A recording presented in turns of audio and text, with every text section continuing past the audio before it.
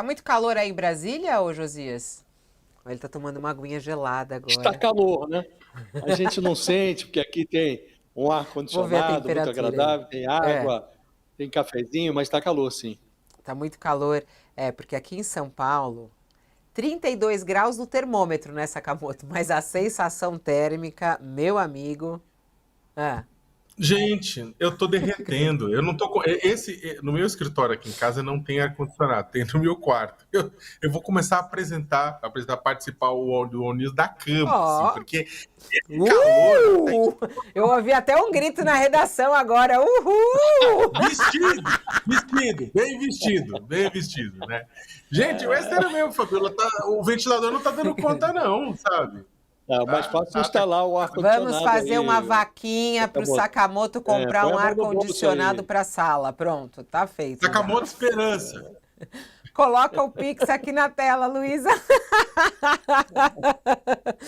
Ai, ai, ai, ai, ai. Vamos falar desse calor, ó. Para falar desse calor, quem tá chegando aqui, quem é? Eu tô com umas saudades dele. Cadê o nosso Papai Noel? Ah, olha ele, Doutor Gonzalo Vecina, o mestre, seja bem-vindo. Boa tarde a todos e Boa bom calor a tarde. todos e todas, porque não tem saída. Enquanto a gente continuar queimando petróleo, vai continuar tendo calor. E pelo jeito essa continua sendo a ideia, viu? Porque tem aí notícia que saiu hoje do ministro falando que a gente entrou na OPEP e o Brasil vai aceitar o convite para entrar na Organização dos Países Produtores de Petróleo. Lula quer explorar o petróleo também lá na foz do Rio Amazonas. Enfim, a gente sabe que a queima dos combustíveis fósseis, né, doutor Vecina, é um A dos gente, motivos para esse a caos gente ambiental que a gente está tem que vivendo, esse entender, caos a gente climático. tem que entender que isso é verdade, que o nível do mar está subindo, que a temperatura está subindo, e isso é fruto direto da destruição da atmosfera, do nosso planeta. Tem fenômenos climáticos como El Niña, Laninha, El Niño, tem fenômenos climáticos também, mas existe uma condição horizontal, por assim dizer, que é o aquecimento do planeta. E esse aquecimento do planeta está sendo responsável por transformações muito importantes e que a maioria das pessoas, ou uma parte das pessoas, não estão dando bola, estão achando que isso daí é conversa de cientista maluco. Não é conversa de cientista maluco. Nós estamos vivendo um aquecimento importante. Desde 1961, quando nós começamos a registrar a temperatura no Brasil, nós não tivemos um ano tão quente quanto o ano passado. O aquecimento do ano passado foi um dos responsáveis mais importantes, por exemplo, pela explosão de casos de dengue. Nós vínhamos tendo 1,5 milhão de casos de dengue por ano. Em 2024, nós tivemos 6 milhões de casos de dengue, 4 vezes mais. Por quê? Por causa do aquecimento. O aquecimento aumentou a população de mosquitos que conseguiram se reproduzir num número muito maior, além do que, para o mosquito voar no calor, é mais fácil do que voar no frio, se gasta menos energia. Então, os mosquitos picaram muito mais gente. E é dessa forma que a gente consegue explicar 4 vezes mais casos de dengue, né? E este ano vai ser outro desastre E piorado já por tá. causa da entrada do dengue do tipo 3 e Ou então um aumento de casos de febre hemorrágica, né? Então, são é, várias. esquentou. São várias consequências. Só para trazer essas informações atuais, aliás, as redes sociais estão repletas de memes falando sobre o calor, né? As pessoas acabam fazendo piada em relação a isso, mas é algo extremamente grave essa onda de calor que atinge o Brasil. Isso é a charge de hoje que está no jornal Folha de São Paulo, o Cristo Redentor derretendo lá no Rio de Janeiro. O Rio de Janeiro hoje que tem uma máxima de 41 graus, né? Ontem teve 41 graus, hoje deve ter isso mais uma vez, com uma sensação térmica de mais do que isso. São pelo menos 7 estados brasileiros que estão sob alerta para uma onda de calor até quinta-feira. E esse alerta vale principalmente para São Paulo, Minas Gerais, Santa Catarina, Paraná, Mato Grosso do Sul, Goiás e Bahia. O Rio de Janeiro vai ser a metrópole brasileira mais quente do mundo, é a metrópole mais quente do mundo, pelo segundo dia consecutivo, com essa máxima de 41 graus, e que vai continuar hoje, terça-feira, com 41 graus. Essas altas temperaturas são resultado de uma frente fria que entra pelo sul do Brasil e causa esse efeito pré-frontal, aumentando o calor antes da queda das temperaturas. Mas, como disse aqui o Dr. Gonzalo Vecina, tudo isso que está acontecendo em relação à temperatura, ao clima, às tempestades, tem a ver com o nosso caos climático que estamos vivendo diante do aquecimento global, né? E cada vez mais vamos viver isso, como diz até o pesquisador Carlos Nobre, que está sempre aqui conosco também trazendo esses alertas. Essa é a terceira onda de calor no país em 2025, nesse ano que aqui está no seu segundo mês. Doutor Vecina, olhando pela nossa saúde, né? Qual é a temperatura máxima que a gente aguenta? Como é que a gente pode cuidar da nossa saúde diante desse caos climático?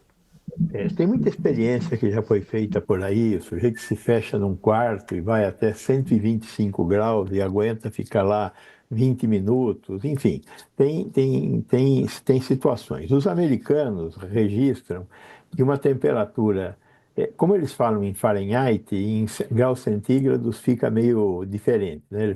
Em graus centígrados, 39,4 graus é uma temperatura muito preocupante. 51,7 graus é muito próxima da impossibilidade de manter a vida sem algum tipo de cuidado adicional. Então, acima de 39, acima de 40 graus, nós temos uma situação de perigo, muito perigo acima de 50 graus. O que fazer? Tem que reduzir a temperatura. Como é que reduz a temperatura? Tem que ficar longe de fontes de calor, como estar na natureza aberto ao sol, né? Tem que usar roupas mais claras e que sejam mais largas, que permitam que a gente se livre do calor. Como é que o corpo se livra do calor? Nós nos livramos do calor suando. Quando a gente sua e o calor a água do suor evapora, nós doamos calor para o meio ambiente e com isso nós refrescamos o nosso corpo.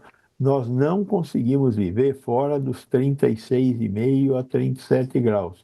Nós somos animais homeotérmicos. O nosso corpo foi feito para manter a temperatura, independente da temperatura externa, manter a temperatura entre 36,5 e 37. E com isso, nós lançamos mão de uma série de coisas.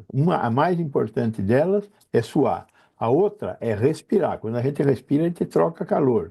A outra é a circulação do sangue, né? A velocidade da circulação do sangue. Conforme o sangue vai para a periferia, ele esfria e volta, ele esfria e volta. Então, tem uma série de ferramentas que o nosso corpo utiliza para manter a temperatura entre os 36,5 e os 37. Agora, dependendo do que tem do lado externo, se está no sol, não vai conseguir controlar a temperatura. Outra questão é a questão da umidade. A umidade relativa do ar está acima de 70%, a nossa capacidade de dissipação de calor diminui. Então, o ar seco é um pouco melhor para dissipar calor, né? Então, essas condições todas são um conjunto que nós temos que tentar usar a nosso favor. Se hidratar é fundamental, tomar muita água. Fale, mestre Josias. Prazer tê-lo aqui, doutor Vecina. Eu, às vezes, até lamento a sua ausência, mas fico pensando, para o doutor Vecina vir aqui, a gente teria que ter muito problema de saúde e tal. Então, é um lamento meio... é um lamento com certo O tal do Kennedy vai dar um jeito nisso aí. Vamos arrumar bastante problema de saúde. Ai, que Sim. horror. Eu queria lhe perguntar, doutor Vecina, o seguinte: nós estamos falando aqui, o senhor está falando 36,5, 37, tem que tomar cuidado. Se as crianças e os idosos têm ou merecem cuidados especiais. Estamos falando aqui do adulto médio, né? O que fazer com crianças e pessoas mais idosas com um clima assim tão severo? Primeiro, os mais idosos, eles têm um sistema de regulação de temperatura envelhecido, né? Envelhecer é isso, perder a capacidade de se adaptar. E o idoso tem uma incapacidade de se adaptar muito maior. Ele não percebe quando está com, com- com necessidade de beber água. Ele não, ele sua menos, ele tem uma menor capacidade de se regular. A criança é mais ou menos a mesma coisa. É impressionante o que acontece com uma criança que começa a se desidratar, que ela começa a urinar, começa a ter vômitos ou diarreia. Em questão de minutos, ela se desidrata, né? Se desidrata e é perceptível fisicamente. Você pega na pele da criança e aperta e a pele não volta. Por quê? Porque ela perdeu água. 70% do corpo da criança é água. Ela mais até 90%, as criancinhas recém-nascidas são muito líquidas.